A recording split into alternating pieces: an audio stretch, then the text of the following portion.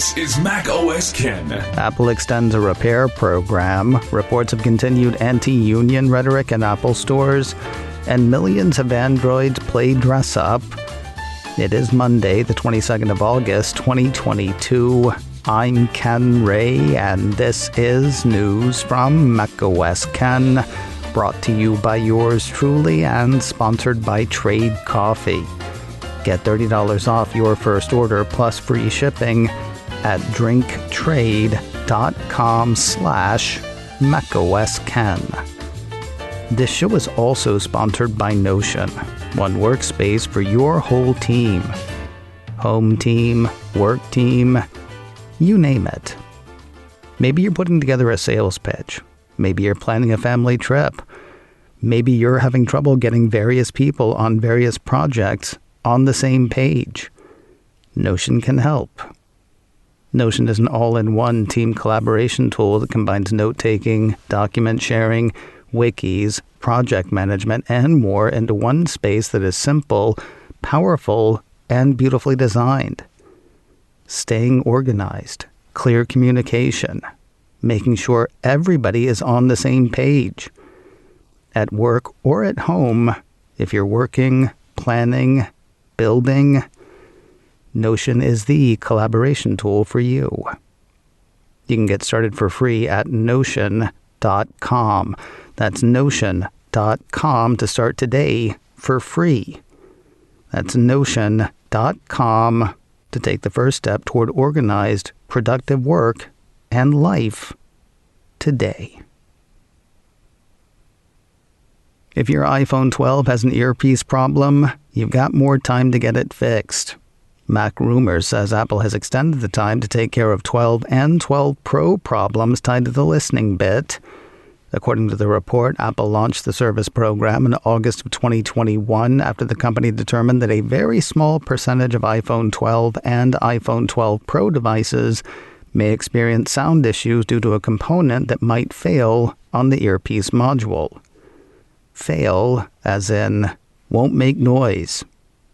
Users had up to 2 years after the first retail sale of the device to get it fixed. That has now been up to 3 years. The program is only applicable to 12 and 12 Pro units manufactured between October of 2020 and April of 2021. No 12 minis nor 12 Pro Max units suffer the same problem. More information is available on Apple's site. Apple seems to have an interesting plan of action on union moves in retail. If you can't beat them, keep trying to beat them. Apple Insider says the Cupertino company is continuing its anti-unionization push that apparently includes continuing to denigrate unionization to employees at Apple Towson Town Center, the Maryland location that successfully unionized earlier this year. The Twitter account for an apparent Apple genius outlines recent talking points during a start-of-staff meeting.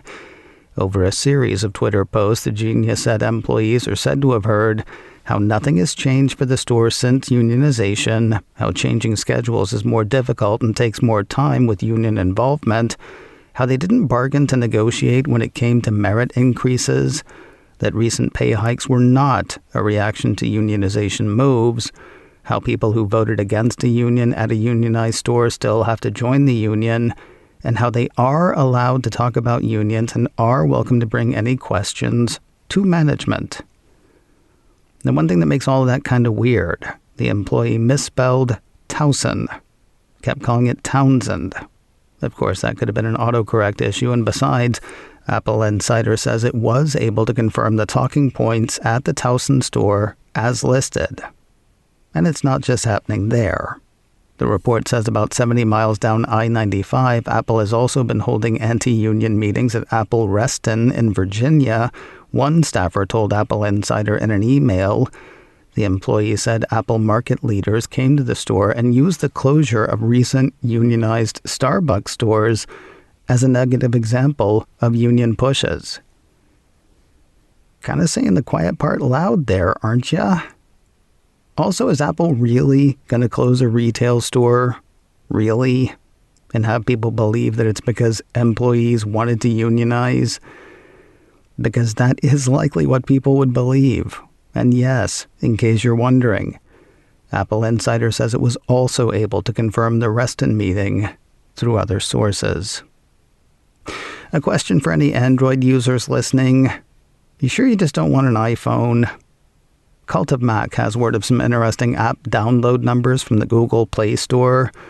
The apps highlighted are called Launcher iOS 16 and iPhone 13 Launcher OS 15. They make the screens of Android phones look like iPhones, and they have been downloaded over 50 million times each.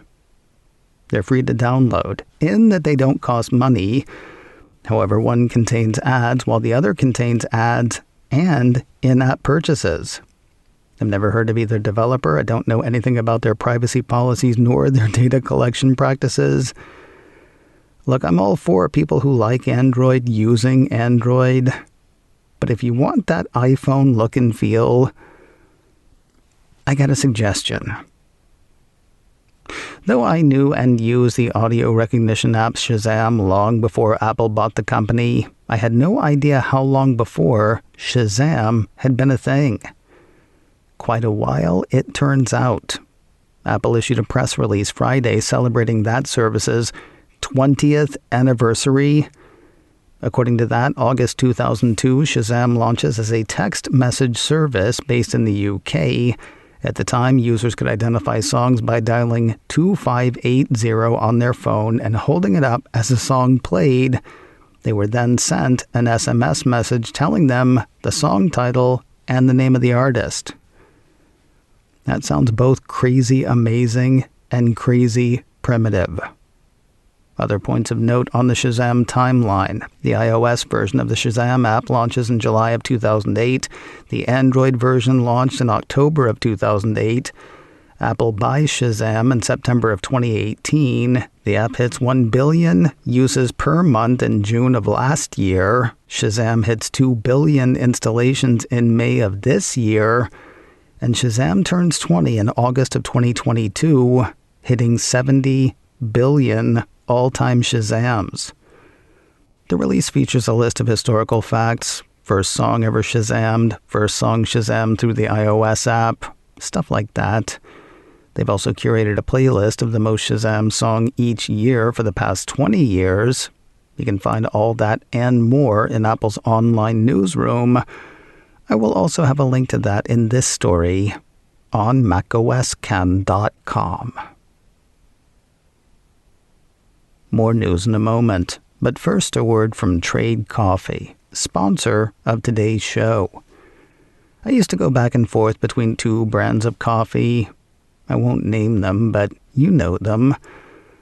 They were fine. For months now, though, I've been getting great coffee delivered to my mailbox by Trade Coffee. They don't make it. No, they partner with top independent roasters to freshly roast and send the best coffees in the country straight to you on your preferred schedule. I took their quiz and they picked some amazing coffees for me, and now you can see what I've been on about. Trade has put together a custom collection based on some of my favorite coffees. With my old coffees, I would read the notes and hope for some of what the bag promised. With the coffees Trade has sent me, there are more subtleties and complexities that have made so many roasts truly special. Now, I tend to skew toward the medium or dark roasts. If that's not your bag, don't worry. Trade will have a coffee that is right for you. You can shop their most popular coffees by roast or flavor profile, or you can take their coffee quiz and get matched with coffees you will love. So if you want to support small businesses and brew the best cup of coffee you've ever made at home, it's time to try Trade Coffee. Right now, Trade is offering macOS Ken listeners a total of $30 off your first order plus free shipping at drinktrade.com/macOSKen. That's drinktrade.com/macOSKen for $30 off your subscription to coffee I think you're going to love. Get started today at drinktrade.com/macOSKen. Jennifer Garner is out of the Apple TV Plus series My Glory Was That I Had Such Friends, and so apparently is Apple. I first brought you news of this series in December of 2018, before Apple had even announced Apple TV Plus. Back then, a piece from Mac Rumors said the series, based on the 2017 book by Amy Silverstein, would follow a group of women who supported Silverstein as she waited for a second, life-saving heart transplant. It still might, by the way, tell that same story. Just not with Garner and not with Apple. According to a piece from Deadline, Warner Brothers Television and J.J. Abrams' Bad Robot are still into the project. They've reportedly got a small writer's room working on scripts for a more complete show to shop around. Apple, Bad Robot, Garner, and WBTV all declined to comment for the Deadline report. One of Apple's flagship series is coming to an end, and Apple is leaning into the send-off. The final season of the Jason Momoa series, C, starts this Friday, the 26th of August, and the Mac Observer says the Cupertino streamer has offered a first look for it. The first look comes in the form of a roughly 2-minute video. You can catch that now on YouTube. A trailer for what's to come isn't all Apple has to see for C. A piece from Apple Insider says the Cupertino company is also making the show's first season available to watch for free. The show's official Twitter account posted on Friday, the entire first season of C is available to watch for free for a limited time where available, now until the 29th of August on Apple TV+. That was followed by a link to the free season and the message, don't miss the Season 3 premiere on the 26th of August. Hey, won't people following the C Twitter account have already seen the show? Promoting to the choir maybe, but there you go. While it didn't come close to $1 million, that controversial Apple One that had been up for auction went well past $500,000. No doubt you know the one I'm talking about. Advertised as being the Apple computer Steve Jobs used to sell the Byte Shop on the machine, that provenance was called into question by a couple of people who might have known.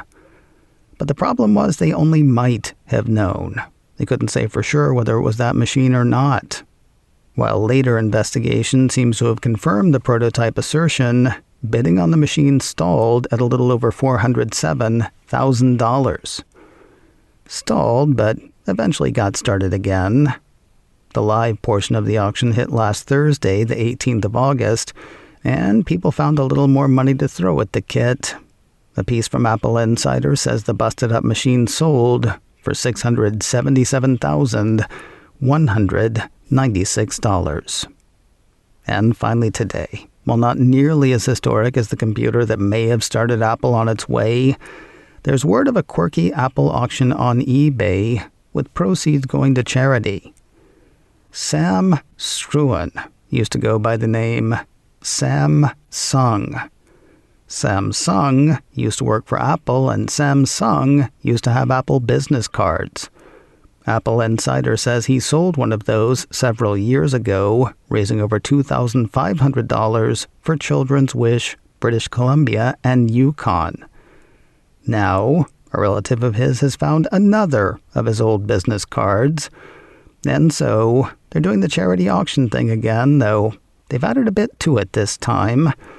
The current auction includes a framed employee t-shirt, a lanyard, and, of course, the Samsung card. Proceeds for this auction will benefit the Downtown East Side Women's Center of Vancouver. At the time of the Apple Insider piece, bidding stood at $620 Canadian, about $477 US. Checking Sunday evening, bids had jumped quite a bit, just over $1,100 Canadian, a bit less than $870 US. The auction is live on eBay. Bidding closes at just before 2 p.m. Pacific, 5 p.m. Eastern, tomorrow, Tuesday, the 23rd of August. macOS Ken, brought to you by me and sponsored by Notion, one workspace for your whole team. Learn more and get started for free at Notion.com. This show is also sponsored by Trade Coffee. Get $30 off your first order plus free shipping at drinktrade.com/macOSKen. Advertising handled by Backbeat Media. Online at backbeatmedia.com. You can reach me a couple of ways. Info at macosken.com or call 716-780-4080. Until next time, that is news from macOS Ken. I'm Ken Ray.